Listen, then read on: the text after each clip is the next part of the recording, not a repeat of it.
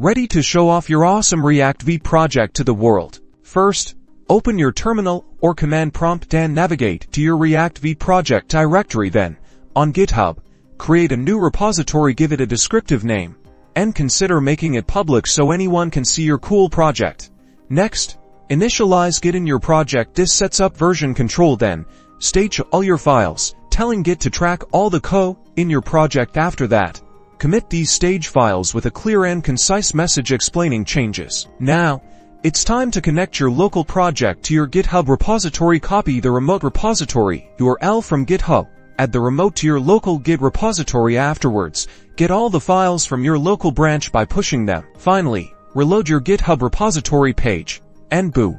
Your project should now be uploaded. GitHub will display your project files, giving you shareable code, change tracking, and collaboration features all in one place. Go ahead and share your project link.